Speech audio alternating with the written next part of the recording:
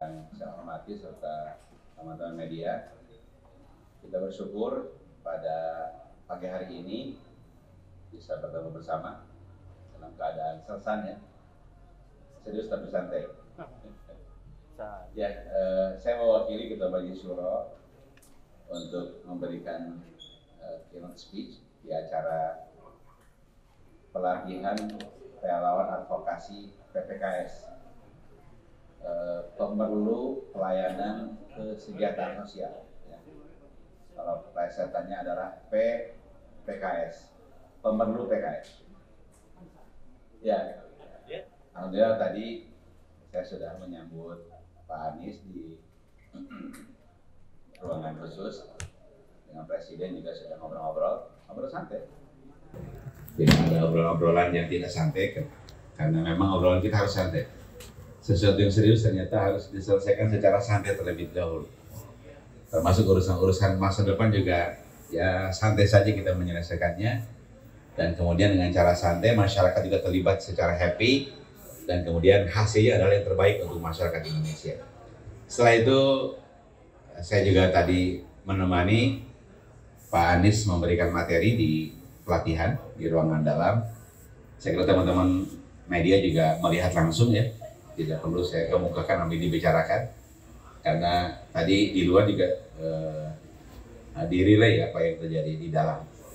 Jadi itu secara sederhana yang bisa saya kemukakan. Terima kasih. Assalamualaikum warahmatullahi wabarakatuh. Waalaikumsalam warahmatullahi wabarakatuh. Terima kasih. Selanjutnya kami persilakan kepada Mas Anies. Terima kasih. Yang saya hormati Pak Ahmad Heriawan, Wakil Ketua Majelis Syuro Partai Keadilan Sejahtera, dan teman-teman dari jajaran DPP PKS. Siang hari ini saya mendapat kehormatan untuk berbagi pengalaman terkait dengan membangun sebuah gerakan untuk kegiatan sosial. Jadi tadi teman-teman juga mungkin sudah mendengar saya membicarakan tentang bagaimana kegiatan sosial itu menjadi gerakan, bukan hanya menjadi program. Jadi itu materi utamanya, dan saya merasa bersyukur bahwa begitu banyak di sini pegiat-pegiat sosial yang bukan hanya bekerja di masa menjelang pemilu, tapi sepanjang waktu itu bekerja.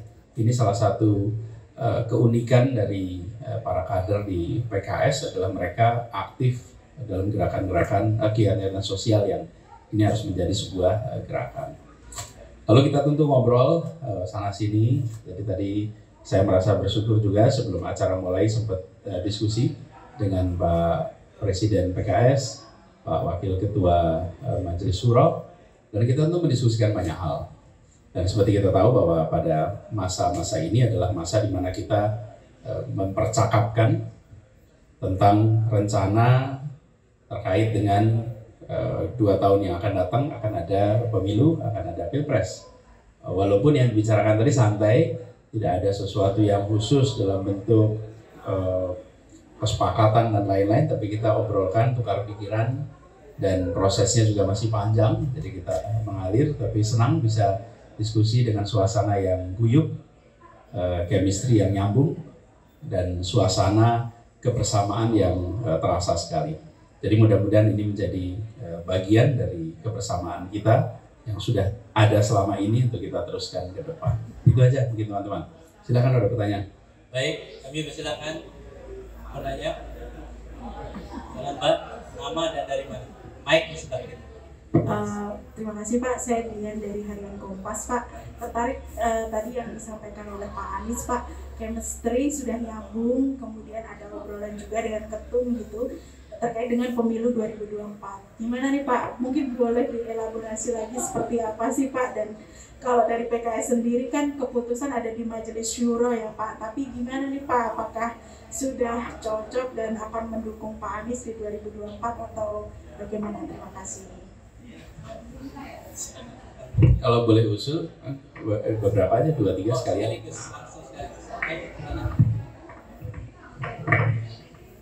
Selamat pagi, aku Duli dari detik.com. Mau bertanya soal kemarin ini kan Pak Yusuf Kala sempat menyampaikan saran kalau misalkan cawapres untuk Pak Anies ini kalau bisa itu tuh dari kalangan yang bukan popularitas juga gitu. Nah, ini apakah ada tanggapan dari Pak Anies terkait pendapat dari Pak JK? Terima kasih sebelumnya. Baik, terima kasih. Ada lagi? Mas, silakan. Mirza dari Tempo, saya ingin bertanya, Pak, tadi kan Bapak sempat menyinggung kalau Pak Aher ini sebagai pasangan yang bagus. Nah, apakah ini sebagai tanda-tanda Pak Aher dipilih sama Bapak buat cawapres? Baik, terima kasih. Cukup ya, saya kira ya. Satu lagi, ya.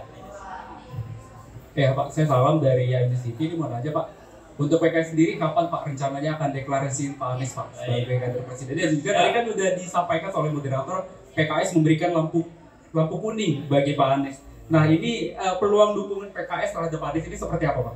Baik, terima kasih. Cukup saya kira. Yang ada dulu khusus PKS. Ya, terkait dengan dukungan PKS kepada Pak Anies, pertanyaannya tadi kan kapan akan deklarasi ya? Tentu seperti jawaban-jawaban para pimpinan sebelumnya, apakah itu presiden partai atau pimpinan-pimpinan PKS yang lainnya. Di PKS ada tradisi di mana sebuah keputusan itu diputuskan di musyawarah paling tinggi, namanya musyawarah Majelis Syuro. Insya Allah pada hari-hari ke depan nampaknya akan ada musyawarah Majelis Syuro, dan salah satu agenda yang ditunggu-tunggu masyarakat ya tentu adalah kapan keputusan tersebut tiba gitu ya. Itu jawabannya. Jadi nampaknya kita tidak perlu tergesa-gesa ya. Insya Allah mutiara itu meskipun di lumpur adalah mutiara, tidak akan keliru ya. Kata Bapak Presiden Jokowi kan ojo ke susu. Yang penting alon-alon asal kelakon pelan tapi insya Allah sampai pada tujuan. Demikian.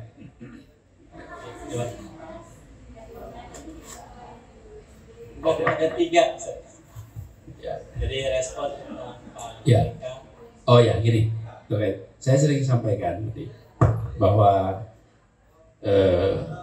sebuah pasangan itu idealnya bisa memenuhi 3 kebutuhan. Satu adalah pasangan yang bisa mendapatkan dukungan. Jadi satu adalah faktor bagaimana itu bisa kontribusi pada kemenangan. Kemudian yang kedua, bisa membuat koalisi dan dukungan partai politik itu stabil, sehingga sepanjang periode bertugas itu memiliki soliditas. Yang ketiga, bisa bersama-sama menjalankan pemerintahan yang efektif.